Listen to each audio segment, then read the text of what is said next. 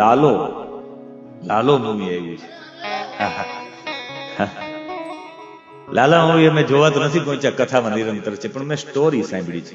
એમાં એક કહેવાનો મતલબ હતો કે જે નાનપણથી ભગવાનને બધું ધરતો હોય, એક છોકરો નાનો બાળક, પછી એ બાળક કુસંગ ઉપર જતો રહે, અને કુસંગ ઉપર જતો રહે પછી એ બાળકને બોધ આપવા માટે એક જગ્યાએ ચોરી કરવા જાય, એક રૂમમાં, અને રૂમમાં ફસાઈ જાય.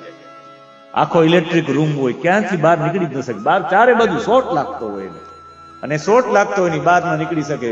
ત્યારે એક બીજા કોઈના રૂપમાં ભગવાન કૃષ્ણ સ્વયં આવે ને રોજ વાતો કરે, આ કર્યું તું ને આમ કર્યું, તારે આમ ન કરે, રોજ બોધ આપે.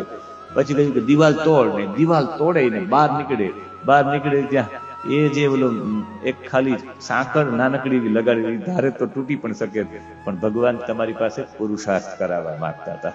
તમે ભગવાન કોઈ પણ માધ્યમથી તમને પુરુષાર્થ કરીને આ કરાવવા માંગે, એવું એક કાલ્પનિક કથા છે. પણ હું આપને કહેવા માંગુ કે જેના જીવનમાં આવું વાવાઝોડું આવે, અને વાવાઝોડું આવે ત્યારે તમારો પ્રિય વ્યક્તિ તમારી પાસે ન રહે.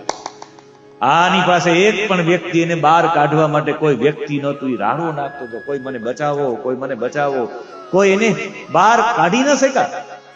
તમારા જીવનમાં પણ વાવાઝોડું હોય ત્યારે તમારો પ્રિય વ્યક્તિ તમારાથી ઓચિંતો દૂર થઈ જાય.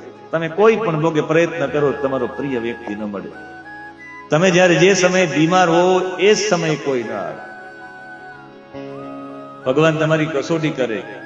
અમારે એક મહાત્માજી કહેતા હતા કે હું જયારે બીમાર હતો મહાદેવભાઈ, એ દિવસોમાં કોઈ અહીંયા આવતું નહીં, બાકી બીમાર ન હોય ત્યારે કહેતા બાપુ કઈ પણ કામકાજ હોય તો કહેજો. 500 લોકો આવતા નહીં. હું જયારે બીમાર પડ્યો ત્યારે મારો હાથ ઉપડતો નતો, પાણી પીવડાવવા વાળું કોઈ નહોતું, મંદિરમાં કોઈ પૂજા કરાવવા વાળું કોઈ વ્યક્તિ નહોતું. મને એમ થયું કે આ શું થયું. મને ખબર પડી ગઈ કે વાવાઝોડું આવે, ભક્તિ માર્ગમાં જાવ તો વાવાઝોડું આવે. આ વાવાઝોડામાંથી બચવા માટે શું કરવું જોઈએ, કૃષ્ણએ એ બતાવ્યું છે.